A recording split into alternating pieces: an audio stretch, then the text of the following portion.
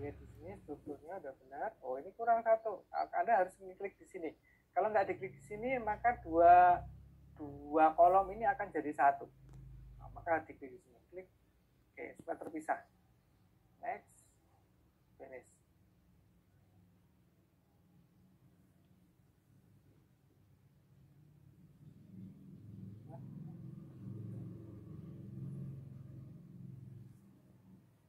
Oke, ini ya.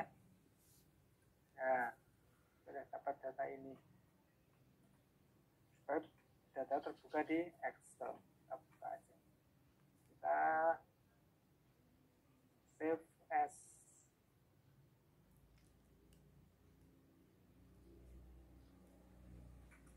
Latihan manual dan tes hipotesis tabel 37.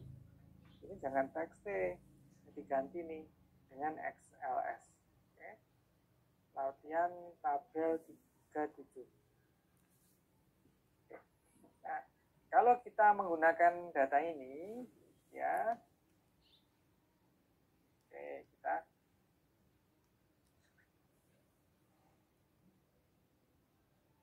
kenapa pakai itu ya? Pakai itu bisa ya? Betulnya tuh. Oh, sebentar. Tapi kok hilang? Bisa apa lah? Copy ya. Screenshot. Maka kita punya hipotesis gitu ya. Yang pertama adalah model pertama ini. Oke, kita banyakkan ya. Pakai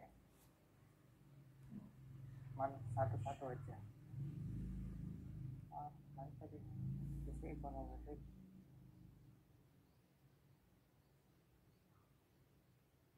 Oke. Kita ulang ya. Pertama ini, maka Anda membuat hipotesis 0 dan hipotesis alternatif, gitu kan? Hipotesis 0 bunyinya bagaimana? Hipotesis 0 itu berbunyi bahwa CPI berpengaruh positif dan signifikan terhadap mass. Oh, ini tidak berpengaruh positif dan signifikan. Oke. Nah, kemudian kalau HA-nya adalah CPI, oh, salah ya, harusnya. Nah, ini harus Anda lihat di sini. Ini adalah bentuk hipotesis yang kita pakai ya.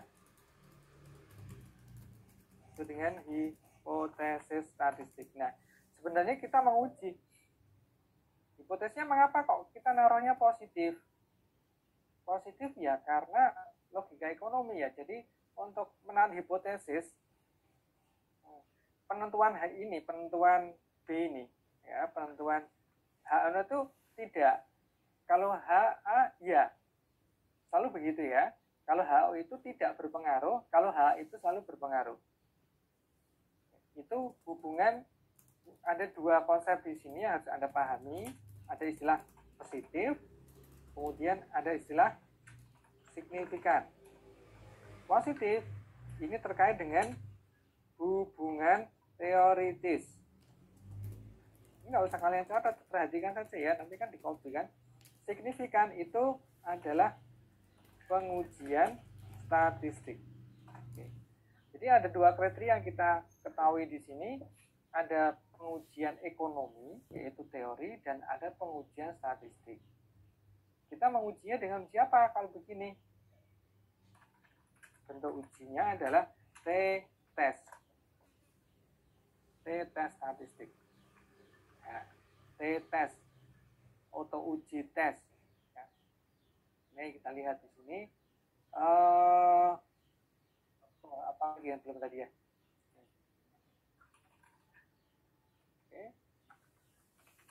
Kalau kita belajar metodologi itu ada ini ya. Dari mana sumber penentuan hipotesis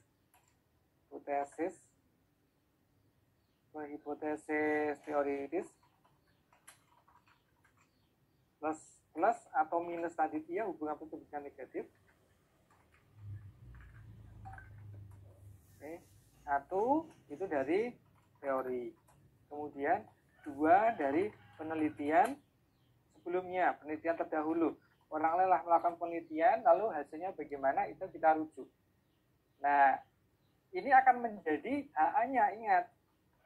Ya, ini menjadi sumber HA. Sumber HA. Bukan HO, ini adalah HA. Teori berpengaruh positif, penelitian terdahulu berpengaruh positif. Atau yang ketiga,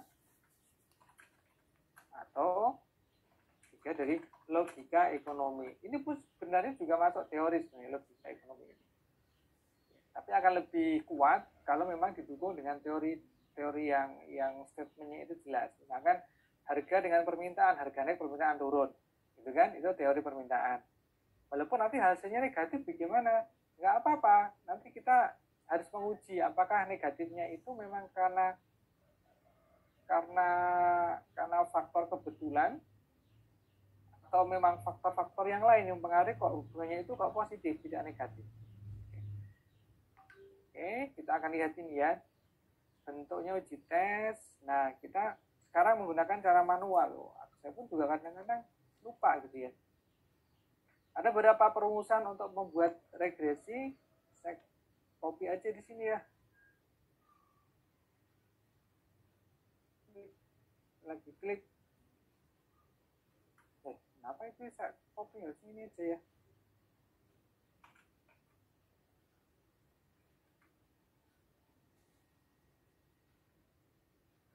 Oke, kita tinggal masukkan ini. Nanti kita cek dengan menggunakan SPSS. Apakah sama apa tidak? Kalau nggak sama berarti bermasalah. Kalau sama berarti nggak ada masalah. Yang pertama adalah nanti ada latihan sendiri yang terkait dengan New York Stock Exchange ya. Hasilnya bagaimana? Simpan. Oke, kita harus copy aja dulu di sini. Perhatikan. Saya copykan di sini. Nanti ini juga belajar tentang apa itu deterministik muncul di sini ya. Ctrl V. Ini ya problemnya tuh kalau kuliah online komputernya dipakai untuk buka banyak program, akhirnya masalah. Nah, kita nggak pakai New York Stock Exchange kan? Ini kan sebagai variabel Y, ini sebagai variabel X-nya. Oke. Ini kita ganti dengan gold aja ya. Harga emas, price pay gold. Ini CPI, ini tahun. Ini kan bentuk data time series ya. Nah, kita akan menguji dengan ini, menggunakan regresinya seperti ini. Kalau kita rumuskan adalah kita harus mencari beta B ini berapa, nilainya berapa, rumusnya dari sini. Kemudian S standar error ya, standar error oke, nggak apa-apa. Kita juga bisa menghitungnya kalau kita ingin menghitung standar error. Oke, kita lihat di sini, ini Y, ini X. Maka kita akan mencari, ya di sini datanya adalah X, Y, X, sigma X, sigma Y. Ya. Sigmanya di sini lihat, sigma di sini ada yang sigmanya seperti ini. Maka kita harus melihat data secara jelas. Kalau X kuadrat, ini kan, berarti ini kan CPI, kok pakai capeng ya? Karena saya susah untuk mengangkat angka 2 ke atas ya. Ini maksudnya CPI kuadrat. Maka X2-nya adalah ini, pangkat 2. Nah, capeng 2, head 2. 60,6, apa hasilnya? 3672. Kita copy paste ke bawah. Oke. Nih, kemudian setelah itu kita mencari XY ya. Ini XY. Maka kita mencari P good dikalikan dengan CPI. Maka P good dengan CPE. Intinya adalah X kali Y di sini ya, X kali Y. Atau Y kali X kan sama aja kan ya, X kali Y atau Y sama Y kali X atau X kali Y. Kita tinggal copy ke bawah. Oke, ketemu X kuadrat dan XY. Ini XY, jadwal kita adalah ada X kuadrat. Nah, kemudian kita membuat ini sigmanya. Sigma itu kan sum ya. Kita sama aja semua, sama dengan sum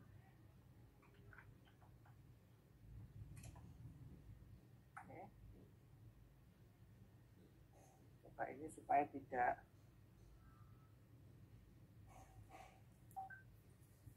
angkanya seperti itu ya.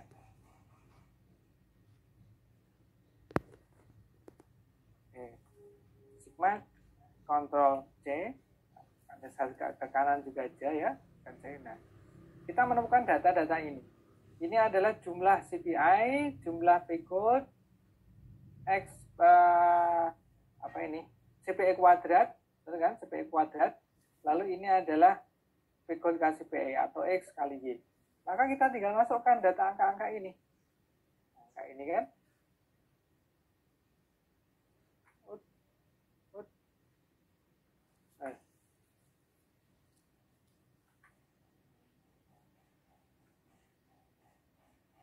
Oke, kemudian cara mendeteksinya kan. Oke. Maka rumusnya adalah BJX per JXX. Maka kita akan lihat nilai B-nya berapa sih sebenarnya B. Nah, B-nya berapa? B-nya ini ya, B-nya ini.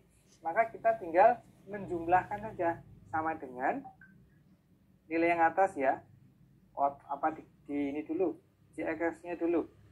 J XY XY ini J XX. Biar mudah ya. Kan bagi dua ini. Maka sama dengan kalau JX yang bagian atas di sini, sigma XY mana sigma XY? Anda pakai kurung dulu, jadi kurung sigma XY 5667,87 ini. Kemudian dikurangi sigma X kali sigma Y. Sigma X mana? Sigma X dikalikan sigma Y. Kurung tutup, enter. Bagi berapa? Ini dijumlahkan berapa? Jumlah N-nya. N kan sampel ya. 1, 2, 3, 4, 5, 6, 7, 8, 9, 10, 11, 12, 13, 14, 15. Bagi 15, enter.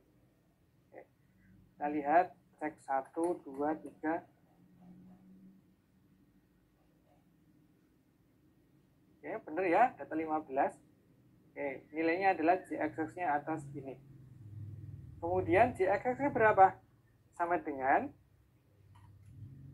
sebentar, ini ada yang salah nggak ini? Biru kelihatannya ya. Yang dibagi itu adalah angka atas di sini, bukan di sini. Ini dibagi 15. Oke. Harusnya benar ya. FD55 ini kali ini dibagi 15. Kemudian yang bawah sigma X kuadrat. Sigma X kuadrat mana? Sigma X kuadrat di sini. Nah, kan sigma X kuadrat, sigmanya ini dikurangi sigma X, jumlah X berapa? Jumlah X adalah ini ya, dipangkatkan 2, head 2, kurung tutup, dikurangi dengan N, dibagi dengan N berapa? N 15, enter. 15721. Nah, B-nya berapa? B itu kan sama dengan J XJ dibagi J XX.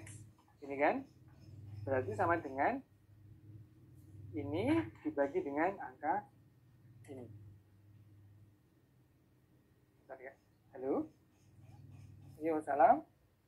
Oke ya, ini berarti nilai B-nya ini. Oke, saya kasih kuning.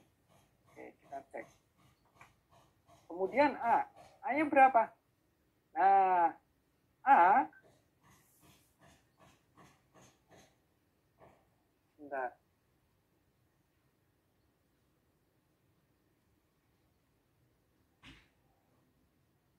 Adalah rata-rata Y ya. Y bar itu rata-rata. Y bar itu rata-rata. Ini adalah rata-rata. Rata-rata itu sama dengan average angka Y ini. Oke. Lalu enter. Anda copy atau geser ke kanan, sama kan? Untuk melihat rata-rata dari X. Ya, rata-rata ini itu rata-rata. Ingat, Y rata-rata, X rata-rata. Oke, saya kasih warna kuning.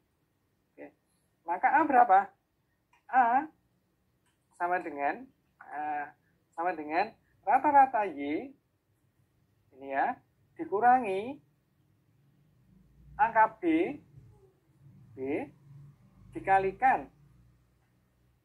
dikalikan dengan rata-rata X. Ini nilainya, nilai A.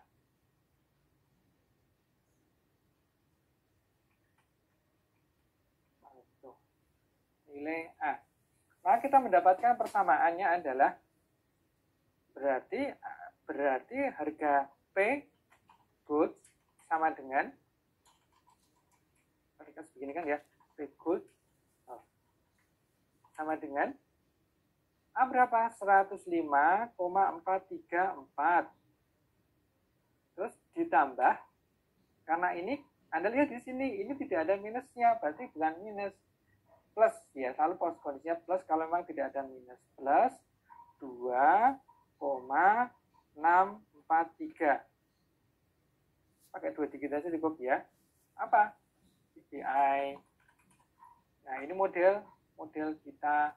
Cuma ini model matematis. Ada yang salah nggak di sini? Ada yang salah nggak? Ada yang tahu nggak salahnya di mana? Salahnya. Ini belum dikasih tanda expected. Ya. Nah, kalau membuat perumusan yang benar seperti ini. Ya. Sekarang kita cek. Benar nggak hasilnya ini? Anda bisa masuk SPSS, bisa, atau masuk ke SPS saja lah ya, yang mudah ya. SPS kita nanti SPSS. SPSS untuk mendeteksi angka ini, hubungan antara CPI dengan gold. Nah, ini lihat di sini adalah nilainya bagaimana ini? Nilainya tadi di Ekonomika 1, data ekonomi Gujarati, tabel 3.7. Pakai ini aja ya buat mudahnya. Nah, indikatornya kan ini.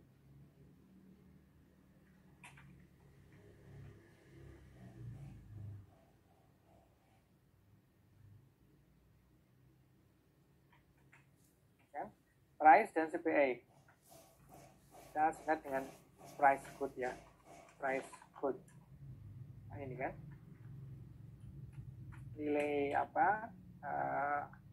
Informasinya. Coba kita lihat di SPSS-nya.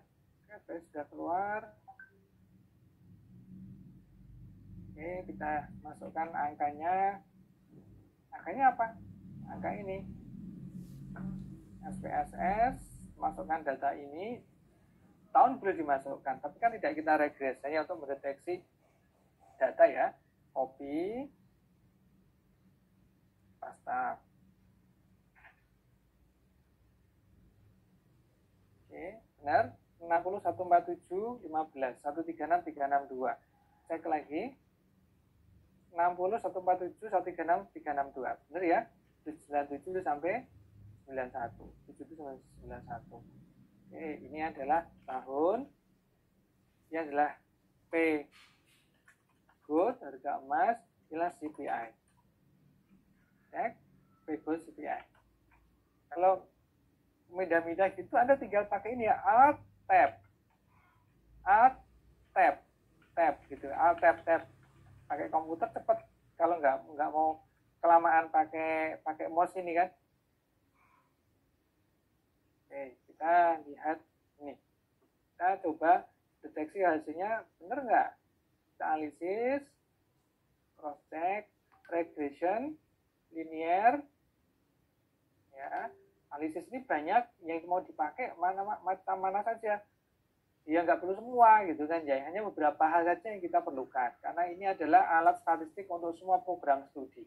Jadi macam-macam penggunaan dan kita spesifik beberapa saja. Oke, makanya ingat tadi itu saya ulangi, analyze, regression, linear. Nah, lalu dependent apa? Dependent berarti harga emas, kemudian independennya apa? Oh, ini kok ya. Good itu independent. Oh, masuk di sini. Oke, kosong dulu semua ya. Harga emas itu dependent, CPI masuk independent. Oke, hasilnya berapa? Sama enggak? Kalau enggak sama berarti perhitungan kita ada yang keliru. Lalu cross check.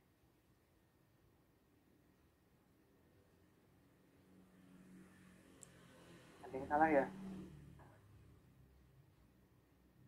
Coba ini CPI, ya ini ada yang salah ini perhitungannya.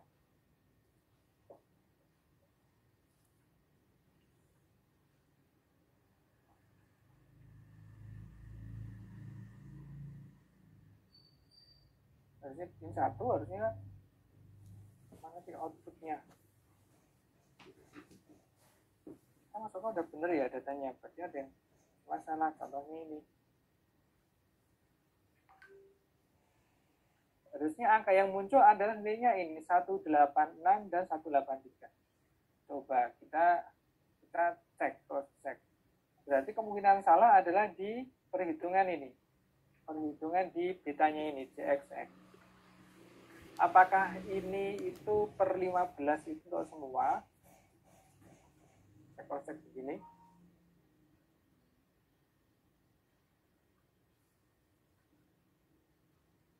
Kemudian kalau ini per 15 angka ini,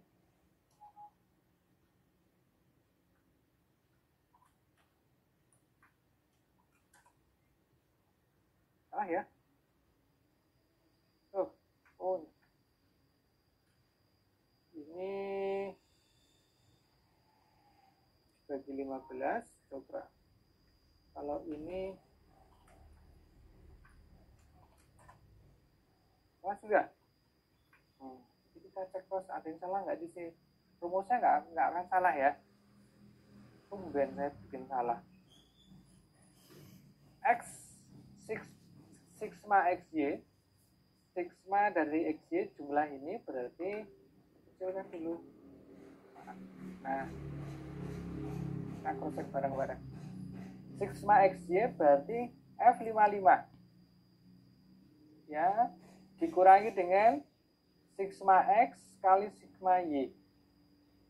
Sigma X 145 C D dulu ya, sigma X dan Y C55, kemudian dibagi 15. F55 ini dibagi 15. Oke, enter. Udah benar loh. Ini X kuadrat, sigma X kuadrat, sigma dari X kuadrat, 55 dikurangi sigma jumlah X dikuadratkan. Jumlah X 145 dikuadratkan dibagi 15. Oke. Kemudian B-nya adalah JXY 41K berapa ini? K50 dibagi K51. 15721. 264324. Kok bisa beda? Pak, ya ada yang koreksi Mbak, ada yang bermasalah? Sepertinya penyembelahan dari sigmanya tadi Bapak kayaknya nariknya tuh dari tabel 41 ke 54. Betul, maaf. Tadi kurang ini ya. Lihat di sini ya. Belum masuk satu, nggih, terima kasih. Nah, kita berarti masuknya ke C41 ya. C40 ya, Mbak? C40, gini kan? Tuh. Ya, harusnya seperti itu, Pak. Gitu, Pak. Makanya lu kok salah gitu ya. D40. Nah, koreksinya begitu nggih. Berarti ada inputnya yang salah. 40. Kita lihat di sini. 40. Betul. Ini tadi nggak kelihatan sih ya. Ini udah benar ya. D40, D40. Kita lihat nilainya adalah 1,84 dan 186. B-nya 1841. Kita cek sama ya. 1842. Kok beda? Lah ini kan karena pembulatan, sama kan? 1842. 186, 183. Oke, berarti benar perhitungannya. Maka kita bisa mengartikan yang tugas ekonometri kita harus mengartikan informasi angka-angka ini. Dan penjelasan kemarin bahwa angka ini itu tidak perlu kita terjemahkan. Ya, karena seringkali ada skripsi menerjemahkan angka ini. Angka ini tuh A ini ya, nilai A ini bisa diterjemahkan kalau memang bisa dikomparasikan. Kalau hanya regresi satu saja gini tidak bisa kita maknai, tidak ada artinya. Oh, misalkan ada bandingkan nih, bandingkan. Bagaimana sih pengaruh harga emas, pengaruh CPI terhadap harga emas di Indonesia dengan Amerika? Oh, itu nanti angka alfa, angka A ini punya arti, punya makna. Mana yang lebih, rata-ratanya lebih tinggi CPI-nya. Itu menunjukkan rata-rata, kondisi rata-rata. Jadi untuk kasus kita di sini tidak bermakna. Ya. Nah, 246 ini harus kita terjemahkan 2,643. 2,643. Artinya apa 2,63 ini? Kita lihat, harus dilihat di sini. Harga emas dalam 1 troy per troy ons itu 1 on lah gitu aja lah ya. Itu dan harga indeks konsumen. Maka Anda bisa mengartikan jika CPI ya, jika CPI naik itu naik dalam ukuran unit. Naik 1 unit, maka 1 unit indeks. Nah, kita lihat. Kalau indeks ukurannya kan ya unit indeks gitu aja. 1 unit indeks, maka harga emas naik berapa ini? Naik 1,842 apa? 1,842 dolar per troy ons ya. Ons sama nggak sih? Ada coba nyari. Kayak diartikan seperti ini. Jadi ini adalah disebut dengan nilai marginal. Ingat pendekatan marginal atau di mikro 1 unit berpengaruh ke unit. Nah, kita coba bisa membahas elastisitas unit terhadap unit. Oke. Atau dengan bahasa yang lain, 1 unit berapa unit Y berubah jika 1 unit X berubah. Nah, itu nilai marginal. Mana yang sini? Cukup. Nah, nilai ini adalah nilai marginal. Ya. Tapi kalau nilai elastisitas kan berbeda. Nilai elastisitas, ingat pelajaran mikro dulu, berapa persen Y berubah jika X berubah 1%. Ingat, ini konsep marginal ya, nilai ini adalah nilai marginal. 1 CPI naik, maka P goods berubah berapa? Posisinya adalah positif. Nah, ini positif. Maka kita bisa menghitung kalau elastisitas bagaimana? Elastisitas kan rumusnya, ingat ya. Elastisitas itu misalkan elastisitas Peggy gitu kan ya. Bentar ya Mbak. Ya, Assalamualaikum. Pas ini aja. X XY gitu ya. Aktivitas dari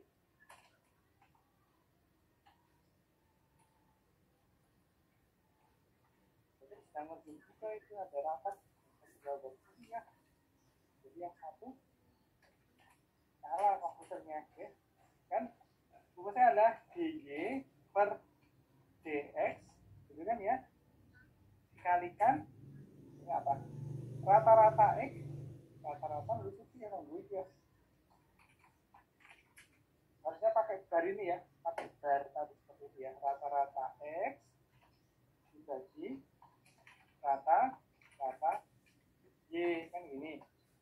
Maka kita bisa mendapatkan informasi rata-rata dy dx berapa nilainya. Dy itu adalah ini. Nah, ini kan sebenarnya dy dx, delta y, delta x, ini kan konsep marginal tadi ya. Ingat, ini adalah marginal. Nilai marginalnya. Berapa nilai marginalnya? Adalah 2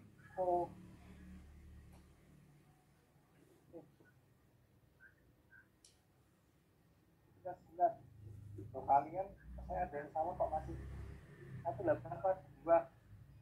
Oh, maaf ya, 842. Oh, ini kan dipakai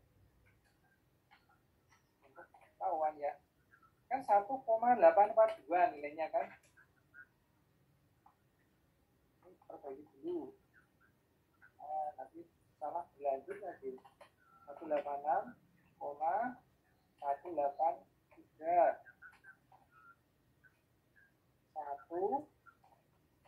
1842. Jadi dx-nya marginal ini. Berarti kita menemukan bahwa elastisitas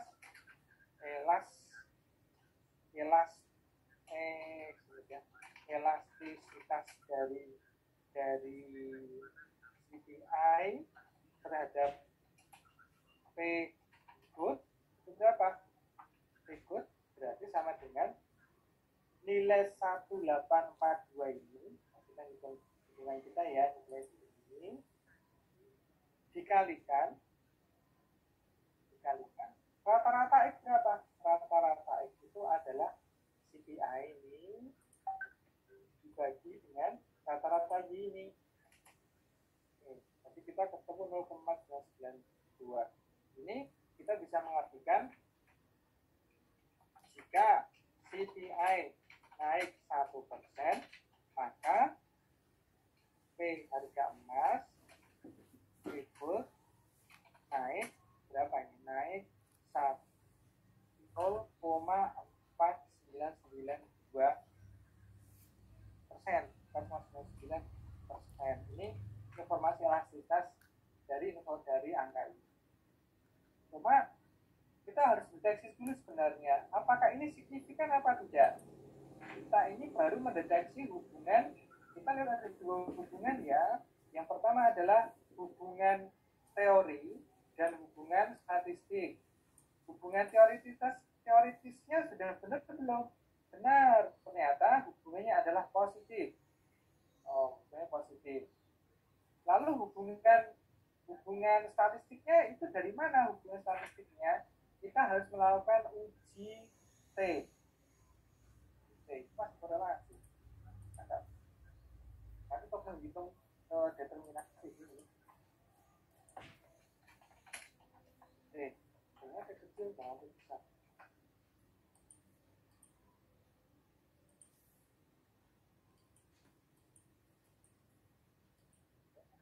Kita lihat uji T, apakah nilai T-nya ini memenuhi syarat tidak untuk signifikan. Kalau kita menghitung menggunakan komputer, ternyata tidak signifikan nilainya. Kalau menggunakan cara manual bagaimana? Cara manual, ada satu lagi. Tidak ada nggak di sini. Oh, nih, nah, kita di sini.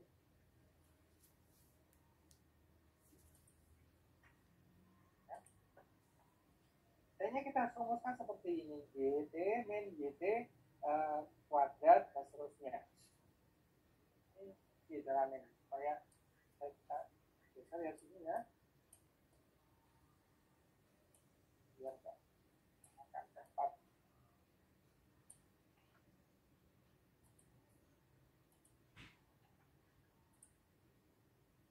Masnya berapa tadi itu? Nah, angka ini kita masukkan ya.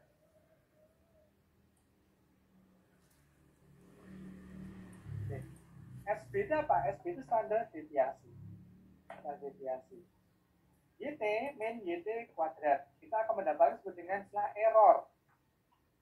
Istilah error. Error itu adalah YT min expected YT. Ya, nilai YT-nya.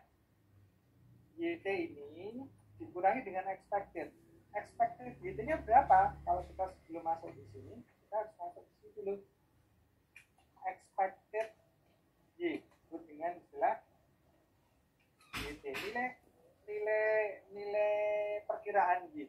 Ya, perkiraan Y itu adalah sama dengan angka ini kita masukkan. Angka A atau di sini ya, A dan B dimasukkan dalam persamaan. Maka A di sini. Kita dapat A di sini. Kemudian tekan F4 supaya tetap nilainya tetap, tidak berubah-ubah. Posisi short dari apa selnya itu tetap di sini.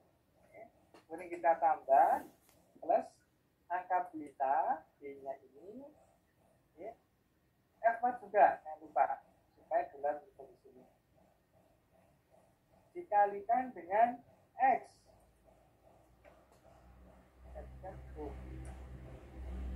Belum. Nah, ya F4 dikalikan bintang dengan X. Enter. 297. Nah, maka errornya banyak ini. Kita lihat nilai ini ditambah nilai ini, bulat-bulat dikalikan X-nya. Oke, maka kita copy ke bawah. Nah, ini lagi. Kemudian errornya itu adalah nilai kesalahan hitung kita itu adalah Y dikurangi dengan expected Y-nya.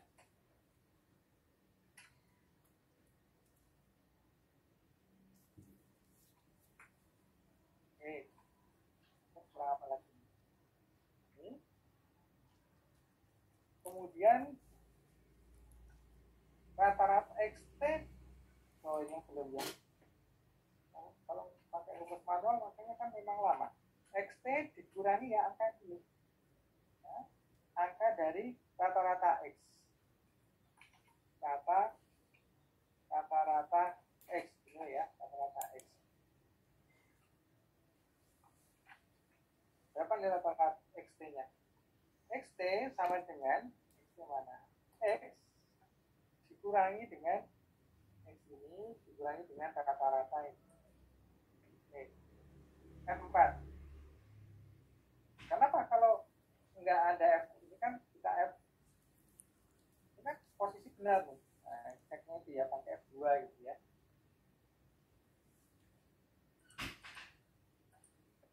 Nah, kan posisinya selalu lihat yang kotak ini dengan kotak ini posisinya nggak berubah. Itu maksudnya dolar kan itu ya pelajaran komputer kan gitu. Ini juga sama seperti ini tapi untuk dolar hanya ditetapkan hanya untuk yang rata-rata CPI. Enter. Copy ke bawah. Kemudian ya, kita copy ini.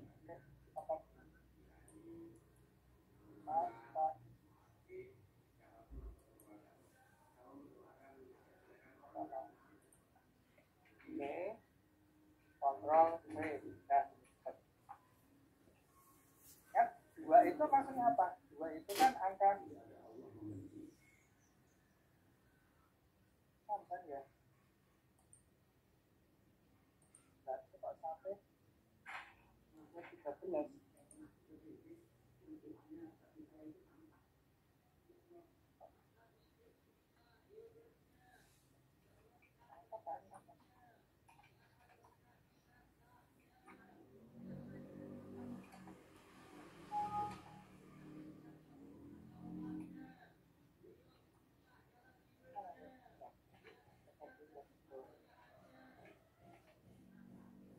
sama dengan 1.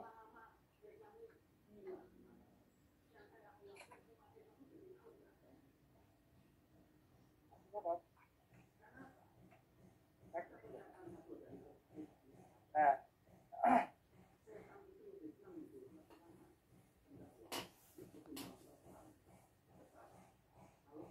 ini kuadratkan. Oh, belum kuadratkan. Oh,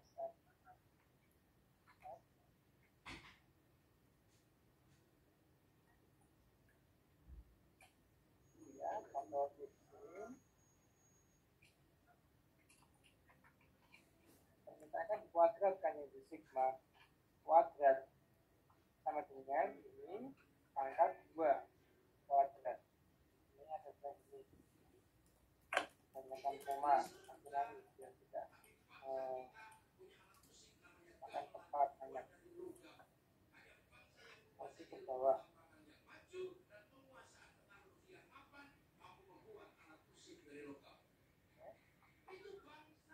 dan simpan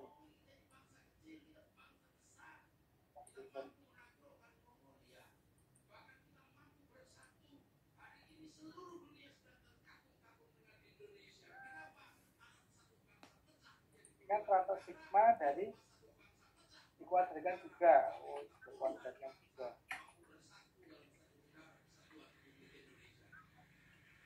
Kuadrat. Sama dengan ini kita kuadratkan. Ya.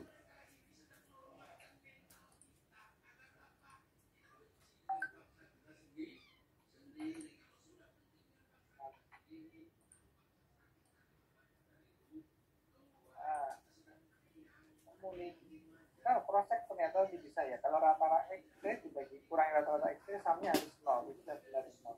Maka kita bisa di sini kan.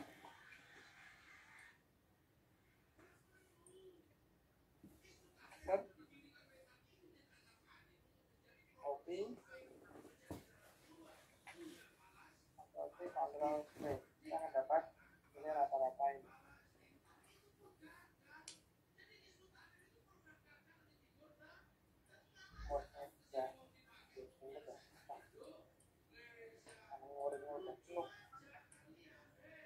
Kita akan mencari nilai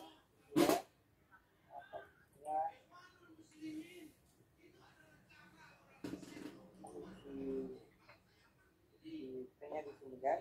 Maka kita akan menemukan di sini, coba kita cari SG standar deviasi sama dengan berapa gini, sama dengan akar itu apa akar? Akar itu SGRT squat sama dengan SGRT squat ya, squat dari samnya ini, sam kuadrat Y tadi kan, ini dibagi N min K. N itu berapa? 15. K-nya berapa? K itu variabel dependen. Variabel independen. Maaf, variabel independennya berapa? 1. Maka K min 1 berarti 15 kurangi 1 bintang kalikan ini. X min X min X rata-rata X kuadrat kan ini kan. Nah, sekarang kalau kita harus membuat, jangan lupa selalu cek ke sini.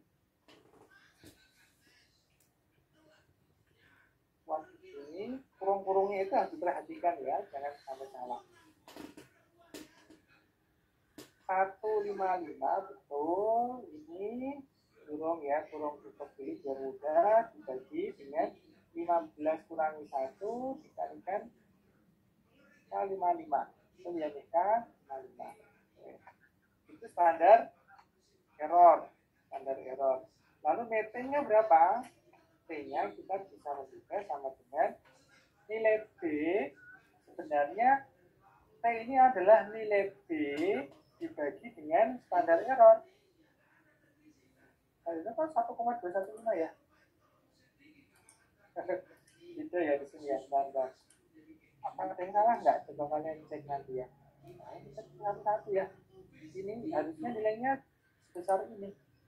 1,215 bukan 1178. Satu-satu. Y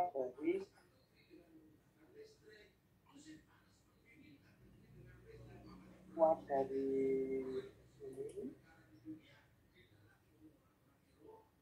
bagi dengan 15 kurangi 1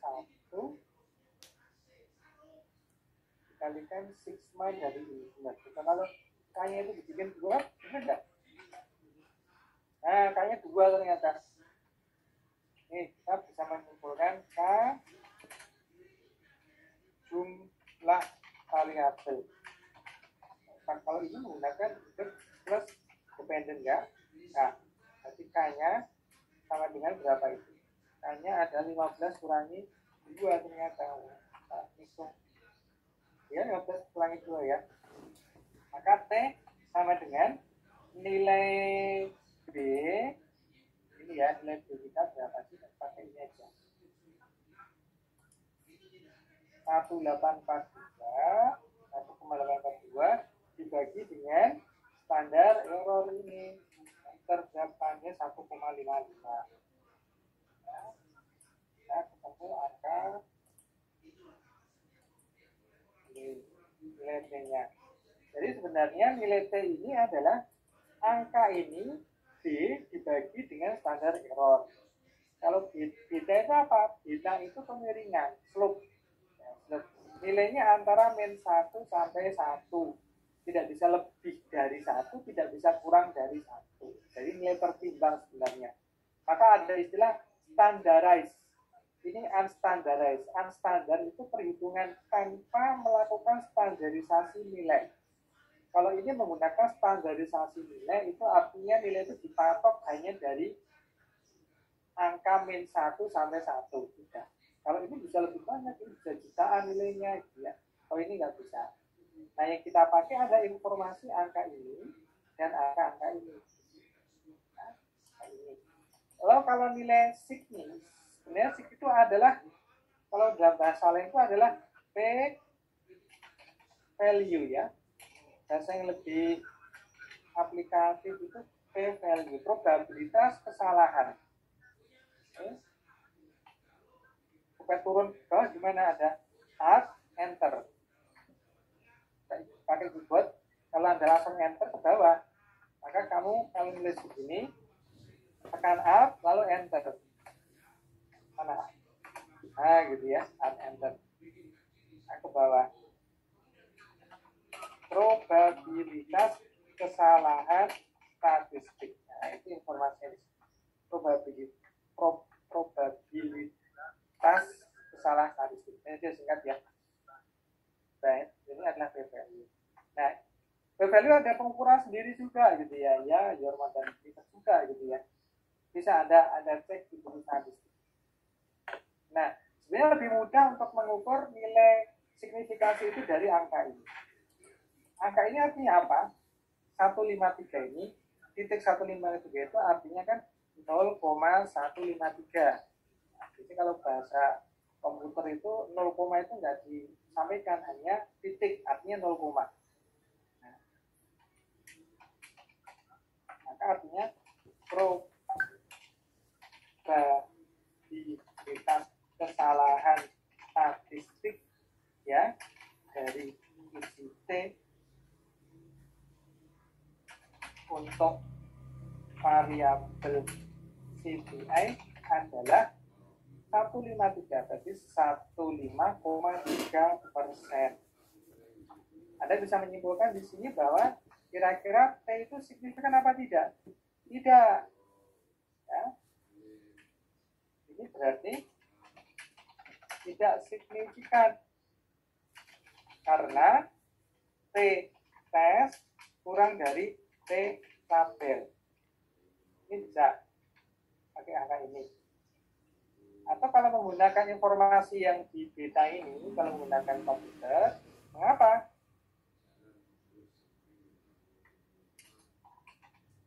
Ya. Karena P value lebih kecil dari alpha Berapa alfanya? 5% kan?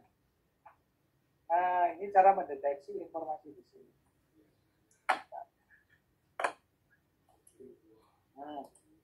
Alfanya 5%, nilai kita itu 15,3%, berarti tidak signifikan. Berarti kan salahnya besar banget, 15% kesalahannya.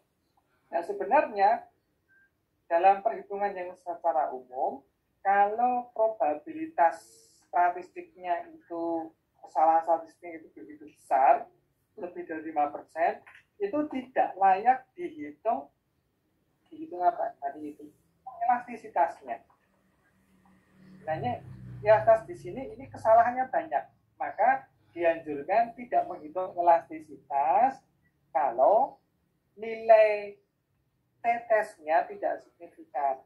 Definisinya dianjurkan tidak menghitung nilai elastisitas jika variabel X tersebut tidak signifikan secara statistik. Berarti kalau signifikan, caranya lancar ya. Semua. Saya bukannya melarang, tapi tidak menganjurkan. Dianjurkan tidak menghitung nilai elastisitas jika variabel X tersebut tidak signifikan secara statistik. Nah, informasinya.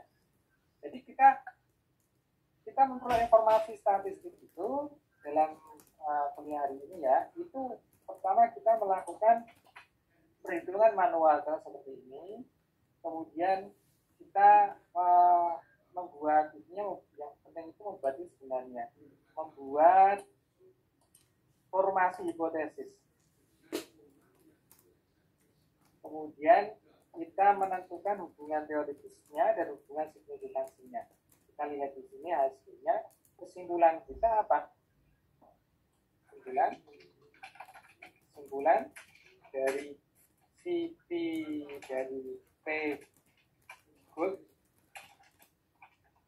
sama dengan fungsi dari CPI.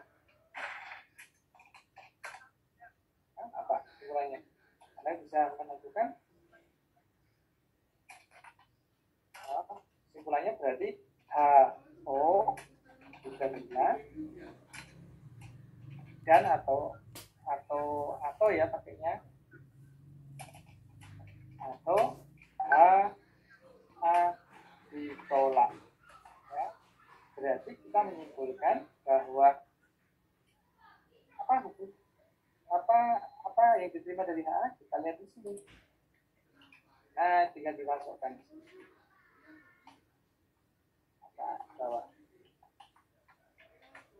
CPI tidak berpengaruh positif dan signifikan terhadap goal. Ini harus jadi satu. Memang pengaruhnya positif, tapi kan tidak signifikan. Ya. Halo? Tadi bisa dengar suara saya nggak? HO diterima atau HA ditolak? Kan sama kan? Kalau HA diterima berarti HA ditolak. Kalau HA diterima berarti HO ditolak. Atau dengan kata lain, CPI tidak berpengaruh positif dan signifikan terhadap goal. Oke, CPI tidak berpengaruh positif dan signifikan. Memang CPI itu positif. Benar ya, positif. Tapi kan tidak signifikan. Maka itu kita terima sebagai penolakan HA. Nah, jadi kesimpulan kita itu di sini.